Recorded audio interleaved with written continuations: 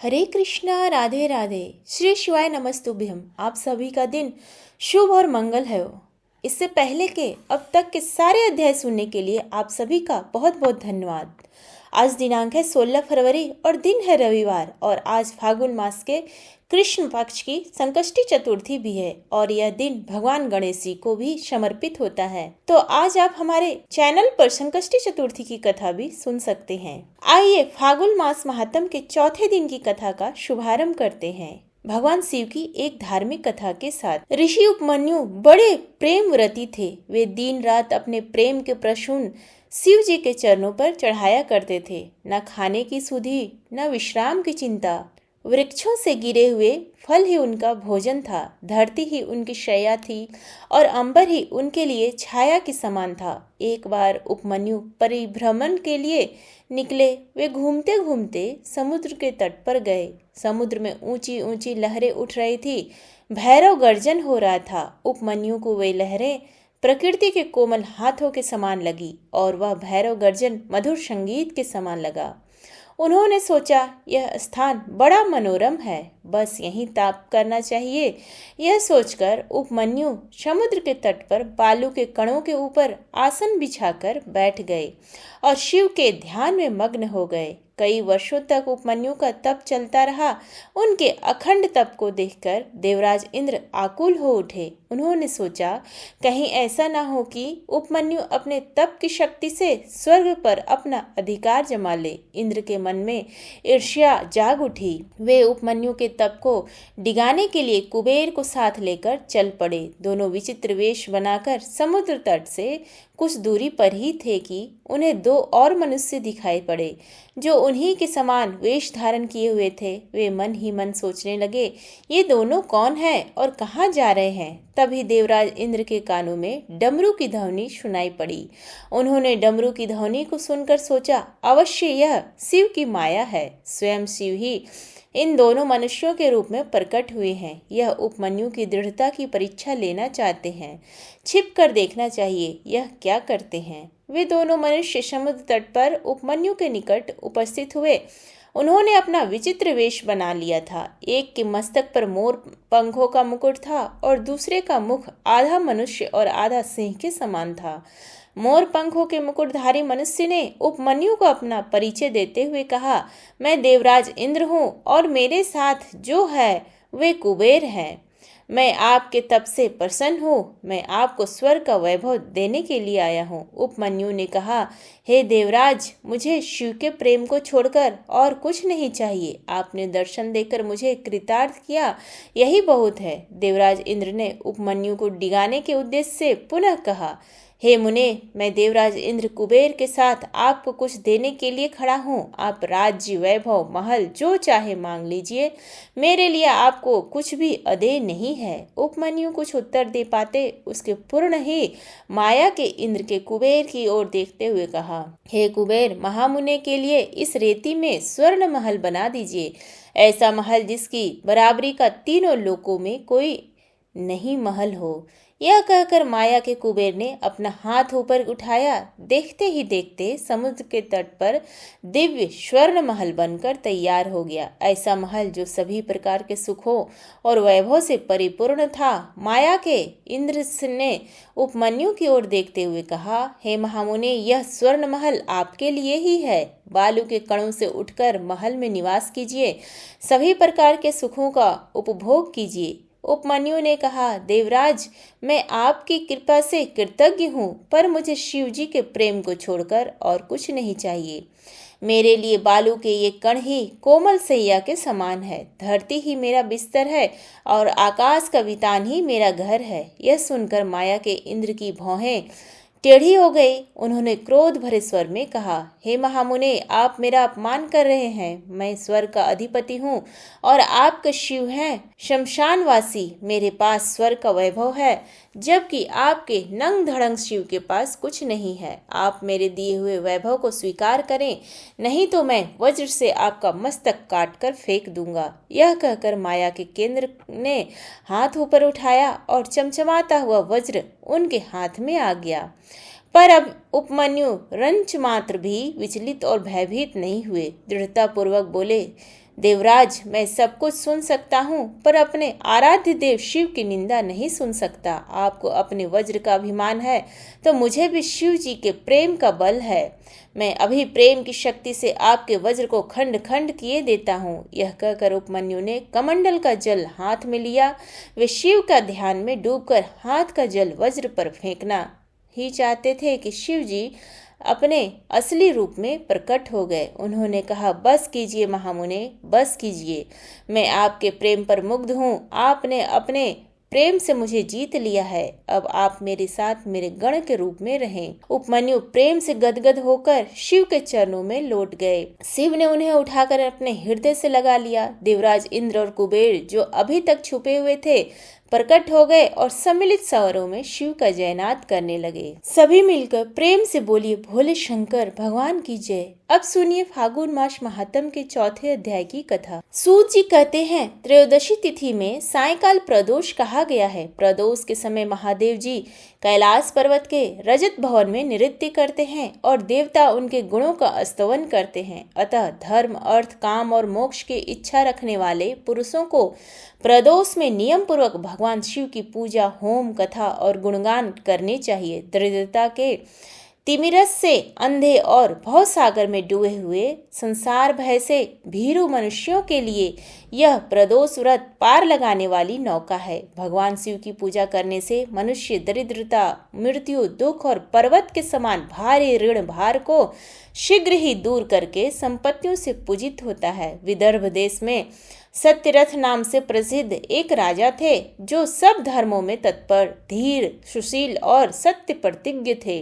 धर्म पूर्वक पृथ्वी का पालन करते हुए उनका बहुत सा समय सुखपूर्वक बीत गया। तदंतर शाल्व देश के राजाओं ने विदर्भ नगर पर आक्रमण करके उसे चारों ओर से घेर लिया। अपनी पुरी को शत्रुओं से घिरी हुई देख विदर्भ राज विशाल सेना साथ लेकर युद्ध के लिए आए। बलोन्मत्त साल्वदेशीय क्षत्रियों के साथ राजा का अत्यंत भयंकर युद्ध हुआ। सालवों की बहुत बड़ी सेना मारी गई, परंतु अंत में विदर्भराज भी उनके हाथ से मारे गए। मंत्रियों सहित उस महारथी वीर राजा के मारे जाने पर मरने से बचे हुए सैनिक भाग खड़े हुए। उस समय विदर्भराज सत्यरथ की एक पतिव्रता स्त्री अत्यंत शोकग्रस्त हो रात के समय राजभवन से निकलकर पश्चिम दिशा की ओर चली गई। वह गर्भवती थी। सवेरा होने पर धीरे धीरे मार्ग से जाती हुई उस साध्वी रानी ने बहुत दूर का रास्ता तय कर लिया। उसके पश्चात एक स्वच्छ तालाब देखा और वह उसके किनारे शोभा पाने वाले एक छायादार वृक्ष के नीचे बैठ गई। भाग्यवश उसी निर्जन स्थान में वृक्ष के ही नीचे पतिव्रता रानी ने उत्तम गुणों से युक्त शुभ मुहूर्त में एक पुत्र को जन्म दिया। तत्पश्चात अत्यंत प्यास से व्याकुल हो वह सुंदर आंखों वाली, अंगों वाली रानी जलाशय में उतरी। इतने में ही एक बड़े भारी ग्राह ने आकर उसे अपना ग्रास बना लिया। वह बालक पैदा होते ही माता पिता से हीन हो गया और भूख प्यास से पीड़ित हो उस सरोवर के किनारे जोर जोर से रोने लगा। वह नवजात शिशु जब इस प्रकार क्रंदन कर रहा था, उसी समय भाग्यवश वहां एक श्रेष्ठ ब्राह्मणी आ पहुंची। वह भी अपने 1 वर्ष के बालक को गोद में लिए हुए आई थी। ब्राह्मणी निर्धन और विधवा थी, घर घर भीख मांगकर जीवन निर्वाह करती थी। उसका नाम उमा था।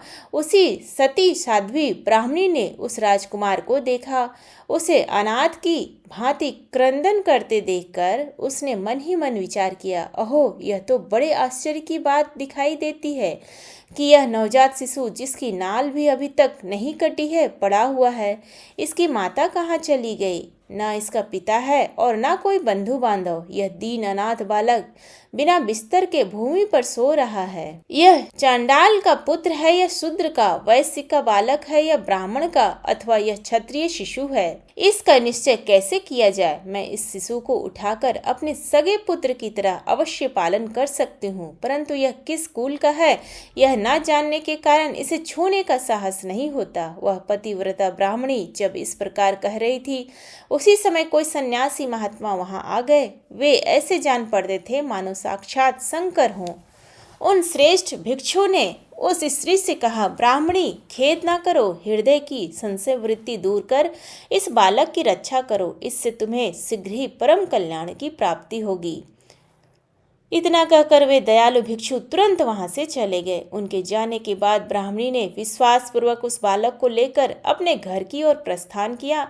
उस राजकुमार का ब्राह्मणी ने अपने बेटे के समान ही पालन पोषण किया। एक चक्र का नामक नगर में उस ब्राह्मण का घर था। वह भिक्षा के अन्न से ही अपने पुत्र और राजकुमार को भी पालने लगी। ब्राह्मणों ने ब्राह्मणी के तथा राजा के भी पुत्र का संस्कार कर दिया।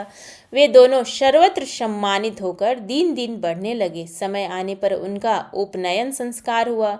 अब वे दोनों बालक एक साथ रहकर नियमों का पालन करने लगे। दोनों माता के साथ प्रतिदिन भिक्षा के लिए जाते थे। एक दिन वह ब्राह्मणी उन दोनों बालकों के साथ भीख मांगती हुई देव योग से देव मंदिर में गई। वहां बड़े बूढ़े ऋषि मुनि रहा करते थे। उन दोनों बालकों को देखकर परम बुद्धिमान शांडिल्य नामक मुनि ने कहा, अहो, देव का बल बड़ा विचित्र है। कर्मों का उल्लंघन करना किसी भी जीव के लिए अत्यंत कठिन है। देखो ना, यह बालक दूसरी माता की शरण लेकर भिक्षा से जीवन निर्वाह करता है।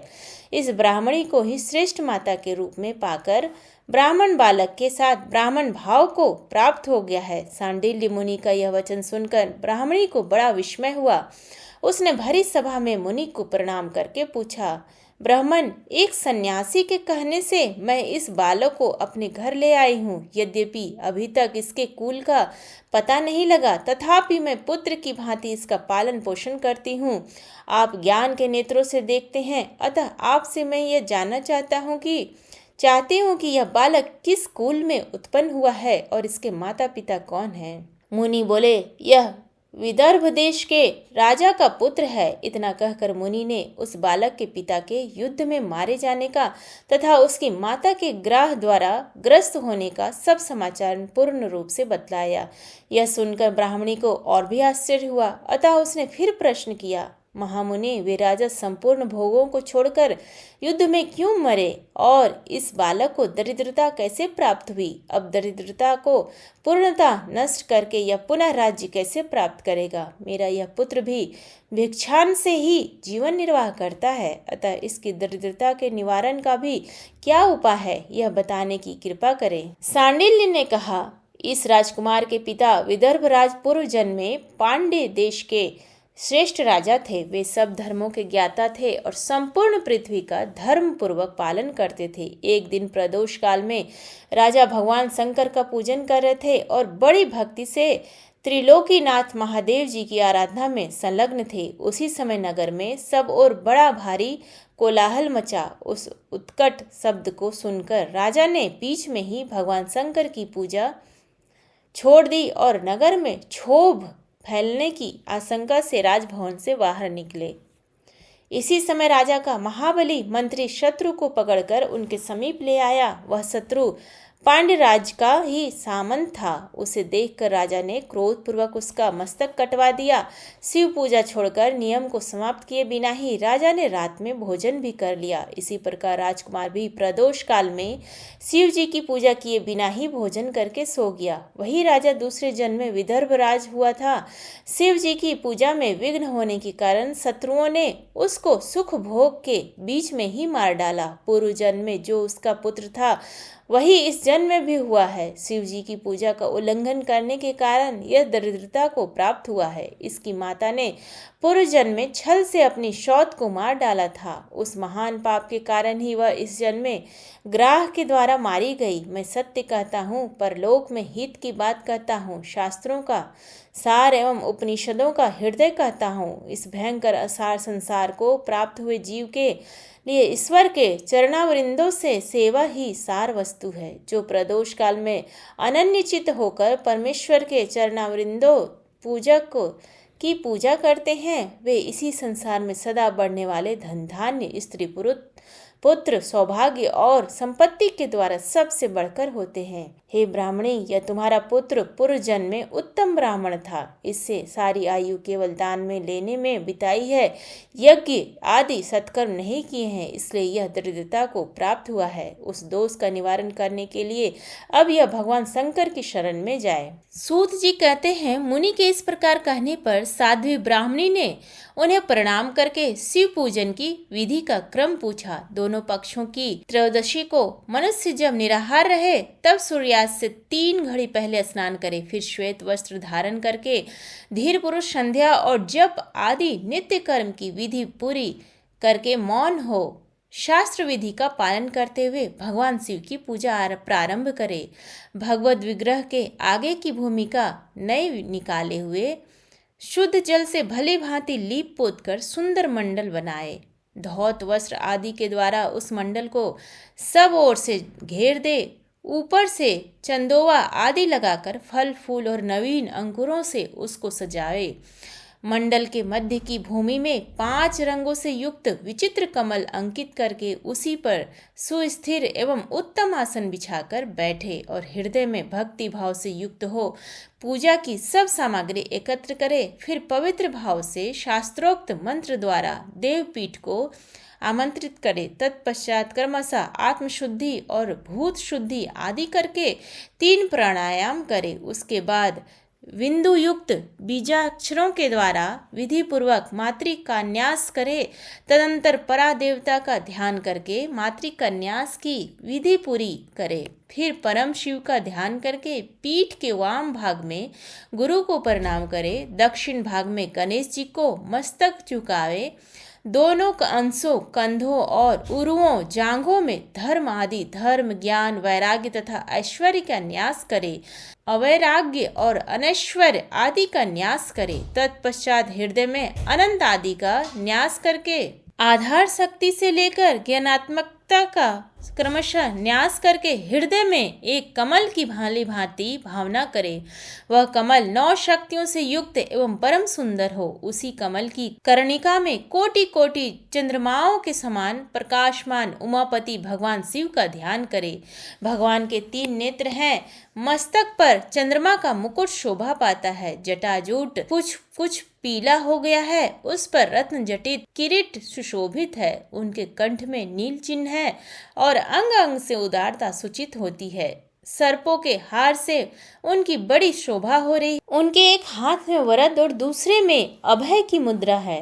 वे फरसा धारण करते हैं। उन्होंने नागों का कंकण केयूर अंगद तथा मुद्रिका धारण कर रखी है। वे व्याघ्र चर्म पहने हुए रत्नमय सिंहासन पर विराजमान है। उनके वाम भाग में गिरिराज नंदिनी उमा देवी का चिंतन करे। इस प्रकार महादेव जी तथा गिरिजा देवी का ध्यान करके कर्मशः गंध आदि से उनकी मानसिक पूजा करे। 5 वैदिक मंत्रों से गंध आदि द्वारा पूर्वोक्त 5 स्थानों में अथवा हृदय में पूजा करे। फिर मूल मंत्र से 3 बार हृदय में ही पुष्पांजलि दे।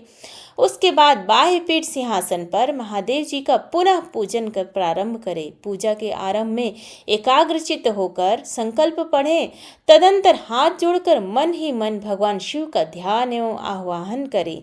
हे भगवान शंकर, आप ऋण पातक दुर्भाग्य और दरिद्रता आदि की निवृत्ति के लिए तथा संपूर्ण पापों का नाश करने के लिए मुझ पर प्रसन्न होइए। मैं दुख और शोक की आग में जल रहा हूँ। संसार भय से पीड़ित हूँ। अनेक प्रकार के रोगों से व्याकुल और दीन हूँ।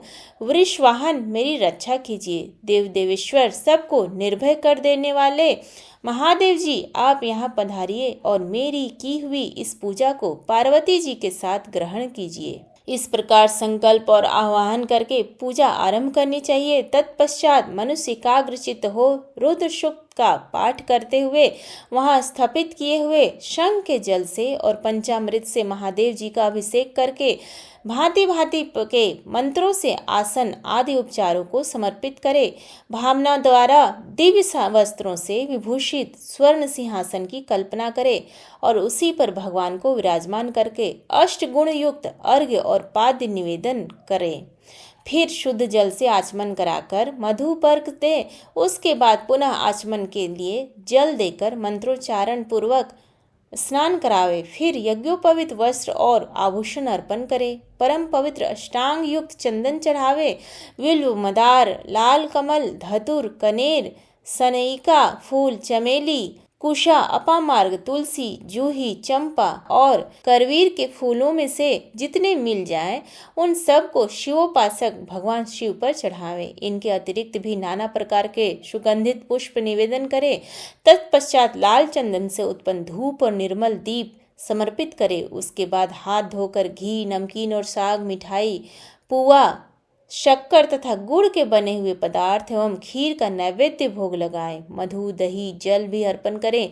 उस खीर का ही मंत्र द्वारा प्रज्वलित की हुई अग्नि में हवन करें। यह होम शास्त्रोक्त विधि से आचार्य के कथनानुसार संपन्न करना चाहिए। भगवान शंकर को नैवेद्य देकर मुख शुद्धि के लिए उत्तम तांबूल अर्पण करें। धूप आरती, सुंदर छत्र, उत्तम तर्पण को वैदिक तांत्रिक मंत्रों द्वारा विधि पूर्वक समर्पित करें। यदि यह सब करने की अपने में शक्ति ना हो, अधिक धन का अभाव हो, तो अपने पास जितना धन हो उसी के अनुसार भगवान की पूजा करें। गौरीपति भगवान शंकर भक्ति पूर्वक भेंट किए हुए पुष्प मात्र से भी संतुष्ट हो जाते हैं। तदंतर स्तोत्रों द्वारा स्तुति करके भगवान को साष्टांग प्रणाम करें। फिर परिक्रमा करके पूजा समर्पित करने के पश्चात विधि पूर्वक श्री गिरिजापति की प्रार्थना करें। हे देव, हे जगन्नाथ, आपकी जय हो। सनातन शंकर आपकी जय हो। संपूर्ण देवताओं के अधीश्वर आपकी जय हो। सर्वदेव पूजित आपकी जय हो। सर्व गुणातीत आपकी जय हो। सबको वर देने वाले प्रभु आपकी जय हो। नित्य आधार रहित अविनाशी विश्वंभर आपकी जय हो। जय हो। संपूर्ण विश्व के लिए एकमात्र जानने योग्य महेश्वर आपकी जय हो। नागराज वासुकी को आभूषण के रूप में धारण करने वाले प्रभु आपकी जय हो। गौरीपते आपकी जय हो। चंद्रशेखर शंभो आपकी जय हो। कोटि सूर्यों के समान तेजस्वी शिव आपकी जय हो। अनंत गुणों के आश्रय आपकी जय हो। भयंकर नेत्रों वाले रुद्र आपकी जय हो। अचिंत्य निरंजन आपकी जय हो। नाथ दया सिंधु आपकी जय हो। भक्तों की पीड़ा का नाश करने वाले प्रभु आपकी जय हो। दुस्तर संसार सागर से पार उतारने वाले परमेश्वर आपकी जय हो। महादेव, मैं संसार के दुखों से पीड़ित एवं खिन्न हूँ, मुझ पर प्रसन्न होइए। परमेश्वर, समस्त पापों के भय का अपहरण करके मेरी रक्षा कीजिए। मैं महान दारिद्र्य के समुद्र में डूबा हुआ हूँ। बड़े बड़े पापों ने मुझे आक्रांत कर लिया है। मैं महान शोक से नष्ट और बड़े बड़े रोगों से व्याकुल हूँ। सब ओर से ऋण के भार से लदा हुआ हूँ। पाप कर्मों की आग में जल रहा हूँ और ग्रहों से पीड़ित हो रहा हूँ। शंकर, मुझ पर प्रसन्न होइए। निर्धन मनुष्य इस प्रकार पूजा के अंत में भगवान गिरिजापति की प्रार्थना करे। धनाढ्य अथवा राजा को इस प्रकार भगवान शंकर की प्रार्थना करनी चाहिए। हे शंकर जी, आपके प्रसाद से मेरे सदा आनंद रहे। मेरे राज्य में लुटेरे ना रहे, सब लोग निरापद होकर रहें। पृथ्वी पर अकाल, महामारी आदि के संताप शांत हो जाएं। सबकी खेती धन धान्य से समृद्ध हो। संपूर्ण दिशाओं में सुख का साम्राज्य छा जाए। इस प्रकार प्रदोष व्रत के दिन गिरिजापति भगवान शंकर जी की आराधना करें। ब्राह्मणों को भोजन कराएं और उन्हें दक्षिणा देकर संतुष्ट करें। इस प्रकार मैंने सब पापों का नाश, सब प्रकार की दरिद्रता का निवारण तथा समस्त मनोवांछित वस्तुओं का दान करने वाली शिव पूजा का वर्णन किया। यह शिव की पूजा शिव जी के द्रव्य का हरण करने के पापों को छोड़कर से सभी महापातकों और उपपातकों के महान समुदाय का नाश करती है। यदि ये दोनों बालक किसी प्रकार भगवान शंकर का पूजन प्रत्येक प्रदोष के दिन करते रहें तो वर्ष भर के भीतर ही इन्हें उत्तम सिद्धि की प्राप्ति होगी। सांडिल्य मुनि का यह वचन सुनकर उस ब्राह्मणी ने दोनों बालकों के साथ मुनि के चरणों में प्रणाम किया और इस प्रकार कहा, भगवान, आज मैं आपके दर्शन मात्र से कृतार्थ हो गई। ये दोनों बालक आज से आपकी शरण में है। ब्राह्मण, यह मेरा पुत्र है और इसका नाम सूचिव्रत है और यह राजकुमार है जिसका नाम मैंने धर्मगुप्त रख दिया है। ये दोनों बालक और मैं सभी आपके चरणों के दास हैं। इस घोर दरिद्र सागर में गिरे हुए हम सब का आप उद्धार कीजिए। इस प्रकार शरण में आई हुई ब्राह्मणी को अमृत के समान मधुर वचनों द्वारा आश्वासन देकर मुनि ने उसके दोनों बालकों को भगवान शंकर के आराधना की मंत्र विद्या का उपदेश दिया। तत्पश्चात दोनों बालक और ब्राह्मणी मुनि की आज्ञा ले वहां से चले गए। मुनिवर के उपदेशानुसार दोनों बालक प्रत्येक प्रदोष व्रत के दिन पार्वती वल्लभ शिव की आराधना करने लगी। इस प्रकार शिव पूजा करते हुए द्विज कुमार और राजकुमार के 4 महीने सुखपूर्वक बीत गए। एक दिन द्विज कुमार राजकुमार को साथ लिए बिना ही नदी के तट पर स्नान करने के लिए गया और वहां मौत से देर तक इधर उधर घूमता रहा। वहां झरने के जल के आघात से खाई की भूमि का कट जाने से उसमें गड़ा हुआ एक बड़ा भारी खजाने का कलश चमक रहा था, जिस पर ब्राह्मण कुमार की दृष्टि पड़ी। उसे देखकर वह सहसा हर्ष और कौतूहल में भरकर उसके समीप गया और उसे देवता के प्रसाद के रूप में प्राप्त हुआ मानकर सिर पर लेकर घर को चल दिया तथा घर के भीतर उस घड़े को रखकर माता से कहा, माँ, यह भगवान शंकर का प्रसाद तो देखो। उन्होंने दया करके घड़े के रूप में यह खजाना दिखला दिया। तब उस पतिव्रता ब्राह्मणी ने राजकुमार को भी बुलाकर कहा, पुत्रों, इस खजाने के घड़े को तुम दोनों आपस में बराबर बराबर बांट लो। माता की बात को सुनकर ब्राह्मण के पुत्र को प्रसन्नता हुई, किंतु राजपुत्र ने उससे कहा, माँ, यह तुम्हारे ही पुत्र के पुण्य से प्राप्त हुआ है, अतः मैं इस खजाने को बांटकर लेना नहीं चाहता। अपने पुण्य प्राप्त हुए खजाने ये स्वयं ही उपभोग करे, वे ही भगवान शंकर मुझ पर भी कृपा करेंगे। इस प्रकार प्रसन्नता पूर्वक भगवान शंकर की पूजा करते हुए उन दोनों कुमारों का उसी घर में 1 वर्ष व्यतीत हो गया। इस दिन राजकुमार उस ब्राह्मण कुमार के साथ वसंत ऋतु में वन में भ्रमण करने के लिए गया। कुछ दूर जाने पर उन्होंने सैकड़ों गंधर्व कन्याओं को परस्पर क्रीड़ा करते हुए देखा। उन्हें देखकर ब्राह्मण कुमार ने दूर से ही राजकुमार से कहा, यहाँ से आगे जाना उचित नहीं है, क्योंकि उधर स्त्रियां विहार कर रही हैं। स्वच्छ अंतःकरण वाले विद्वान पुरुष स्त्रियों का सामीप्य त्याग देते हैं। वे रमणियां छल करने वाली तथा वाणी द्वारा अनुनय विनय करने में कुशल हैं। ये पुरुषों को अपनी दृष्टि मात्र से मोहित कर लेती हैं। इसलिए अपने धर्म में तत्पर ब्रह्मचारी कभी स्त्रियों के समीप जाकर उनके साथ वार्तालाप ना करे। ऐसा कहकर ब्राह्मण कुमार लौट पड़ा और दूर जाकर खड़ा हो गया, किंतु राजकुमार अकेला ही निर्भय होकर स्त्रियों की उस क्रीड़ा स्थल की और चला गया। उन गंधर्व कन्याओं में से एक ने राजकुमार को आते देख मन ही मन कुछ विचार किया और सखियों से कहा, सहेलियों, यहाँ से थोड़ी ही दूर पर एक उत्तम वन है, जहाँ विचित्र चंपा, अशोक, पुन्नाग और वकुल आदि वृक्ष खिले हुए हैं। वहां जाकर तुम सब लोग फूल तोड़ो, तब तक मैं यहीं बैठी हुई हूँ। तुम फूलों का संग्रह करके पुनः यहाँ आ जाना। उसके इस प्रकार आदेश देने पर सखियां वन के भीतर चली गई और वह गंधर्व कन्या राजकुमार पर दृष्टि लगाए वहीं खड़ी रही। उसे देखकर राजकुमार कामदेव के बाणों से पीड़ित हो गया। गंधर्व कन्या ने अपने पास आए हुए राजकुमार को बैठने के लिए कोमल पल्लवों का आसन दिया और पूछा, कमल नयन, तुम कौन हो? किस देश से यहाँ आए हो और किसके पुत्र हो? इस प्रकार पूछने पर राजकुमार अपना पूरा परिचय बतलाया। मैं विदर्भ राज का पुत्र हूँ। मेरे पिता माता बचपन में ही मर गए हैं। शत्रुओं ने मेरे राज्य पर अधिकार जमा लिया और मैं दूसरे के राज्य में गुजारा करता हूँ। ये सारी बातें बताकर राजकुमार ने उस गंधर्व कन्या से पूछा, सुंदरी, तुम कौन हो? यहाँ तुम्हारा क्या कार्य है और तुम किसकी पुत्री हो? उनके इस प्रकार पूछने पर कन्या ने कहा, महाराज कुमार, एक द्रविक नामक गंधर्व है जो समस्त गंधर्व कुल के अगुआ माने जाते हैं। मैं उन्हीं की पुत्री हूँ और मेरा नाम अंशुमति है। सब सखियों को छोड़कर मैं यहाँ अकेली हूँ।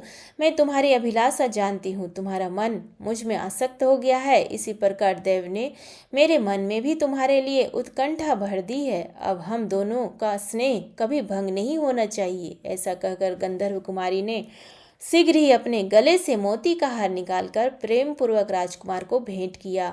उस अद्भुत हार को देखकर राजकुमार ने पूछा, भीरू, मैं एक बात कहता हूँ, मैं राज्यहीन और निर्धन हूँ। तुम मेरी प्रिया कैसे होना चाहती हो? मूर्ख स्त्री की भांति पिता की आज्ञा का उल्लंघन करके अपनी इच्छा के अनुसार आचरण क्यों करती हो? यह सुनकर गंधर्व कन्या ने कहा, प्रियतम, आपका कहना ठीक है। मैं पिता की आज्ञा के विरुद्ध नहीं करूंगी। आप इस समय घर को पधारे और परसों प्रातःकाल पुनः यही दर्शन दे। आपसे कुछ हमारा कार्य है।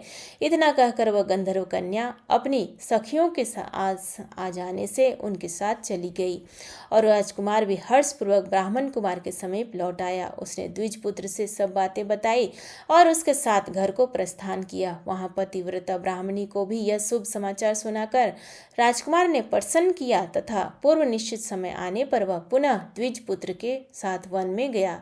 नियत स्थान पर पहुंचकर राजकुमार ने देखा गंधर्वराज और उनकी कन्या दोनों उपस्थित है। गंधर्वराज ने वहां आए हुए दोनों राजकुमारों को कुमारों का अभिनंदन किया और सुंदर आसन पर बिठाकर राजपुत्र से कहा, विदर्भ राजकुमार, मैं कल कैलाश पर्वत पर गया था। वहां मैंने पार्वती जी के साथ महादेव जी के दर्शन किए। देवेश्वर भगवान शिव करुणा रूपी अमृत के सागर हैं। उन्होंने मुझे बुलाकर सब देवताओं के समीप इस प्रकार कहा, पृथ्वी तल पर धर्मगुप्त नाम से प्रसिद्ध एक राजकुमार है जो इस समय अकिंचन है। उसका राज्य छीन गया है। शत्रुओं ने उसके देश को अपने अधिकार में ले लिया है। अब वह बालक अपने गुरु की आज्ञा सदा मेरी आराधना में संलग्न रहता है। उसी के प्रभाव से आज उसके समस्त पितर मेरे स्वरूप को प्राप्त हो गए हैं। गंधर्व श्रेष्ठ, तुम भी उस राजकुमार की सहायता करो। अब वह शत्रुओं को मारकर अपने राज सिंहासन पर आसीन हो जाएगा। महादेव जी इस प्रकार आज्ञा देने पर मैं अपने घर को आया। यहाँ इस मेरी कन्या ने भी तुम्हारे लिए बहुत प्रार्थना की। यह सब परम दयालु भगवान शिव की प्रेरणा से ही हो रहा है, ऐसा समझकर मैं इस कन्या को साथ लेकर आया हूँ। अतः अपनी पुत्री अंशुमति को मैं तुम्हें पत्नी रूप में देता हूँ और भगवान शिव की आज्ञा से शत्रुओं को मारकर तुम्हें तुम्हारे राज्य पर बिठाऊंगा। अपने उस नगर में तुम अपनी इस धर्म पत्नी के साथ 10,000 वर्षों तक मनोवांछित सुख भोग कर अंत में भगवान शिव के लोक में जाओगे और वहां भी मेरी यह कन्या तुम्हारी ही सेवा में प्रस्तुत रहेगी। इस प्रकार कहकर गंधर्वराज ने उसी वन में राजकुमार के साथ अपनी पुत्री का विवाह कर दिया और दहेज में परम उज्ज्वल रत्न भार भेंट किए। चंद्रमा के समान चमकीली चूड़ामणि तथा दमकते हुए मोतियों के मनोहर हार दिए। दिव्य आभूषण वस्त्र सुवर्ण के बने हुए बहुत से सामान, 10,000 हाथी, 1,00,000 नीले घोड़े और हजारों सोने के बड़े बड़े रथ प्रदान किए। अंत में एक दिव्य रथ, इंद्र के धनुष के समान विशाल धनुष, सहस्रों अस्त्र शस्त्र, अक्षय बाणों से भरे हुए 2 तरकस, अभेद्य सुवर्णमय कवच तथा शत्रुओं का संहार करने वाली शक्ति समर्पित की। अपनी पुत्री की सेवा के लिए गंधर्वराज ने प्रसन्नचित होकर 5,000 दासियां दी। इतना ही नहीं, राजकुमार की सहायता के लिए उन्होंने अत्यंत उग्र गंधर्वों की चतुरांगिणी सेना भी भेंट की। इस प्रकार परम उत्तम संपत्ति को पाकर राजकुमार अपनी मनोवांछित पत्नी के साथ बहुत प्रसन्न हुआ। पुत्री का विवाह कराकर गंधर्वराज स्वर्ग लोक में चले गए। धर्मगुप्त विवाह के अनंतर गंधर्वों की सेना के साथ अपने नगर को गए और वहां उन्होंने शत्रुओं सेना का संहार करके राजधानी में प्रवेश किया। तत्पश्चात श्रेष्ठ ब्राह्मणों और मंत्रियों ने मिलकर राजकुमार का अभिषेक किया और वे रत्नमय सिंहासन पर आरूढ़ होकर अकंटक राज्य का उपभोग करने लगे। जिस ब्राह्मण पत्नी ने उनका अपने पुत्र की भांति पालन किया था, वही उनकी माता हुई। वह द्विज कुमार भी भाई हुआ तथा गंधर्व राजपुत्री अंशुमति महारानी के पद पर प्रतिष्ठित हुई। भगवान शंकर की आराधना करके धर्मगुप्त विदर्भ देश के राजा हो गए। इसी प्रकार दूसरे लोग भी प्रदोष व्रत के दिन गिरिजापति की आराधना करके मनोवांछित कामनाओं को प्राप्त कर लेते हैं और देहावसान होने पर परम गति को प्राप्त होते हैं। सूत जी कहते हैं, जो प्रदोष व्रत के परम अद्भुत पुण्यमय महात्म्य को उस व्रत के दिन शिव जी पूजन के पश्चात एकाग्रचित्त होकर सुनता अथवा पढ़ता है, उसे 100 जन्मों तक कभी दरिद्रता नहीं होती और अंत में वह ज्ञान के ऐश्वर्य युक्त हो भगवान शंकर के परम धाम को प्राप्त होता है। जय भोलेनाथ। आज का अध्याय समाप्त हुआ। अगर आपको यह कथा पसंद आई तो प्लीज़ वीडियो को लाइक करके, अगर आपने अभी तक भी हमारे चैनल को सब्सक्राइब नहीं किया है तो जरूर कर लीजिएगा। धन्यवाद।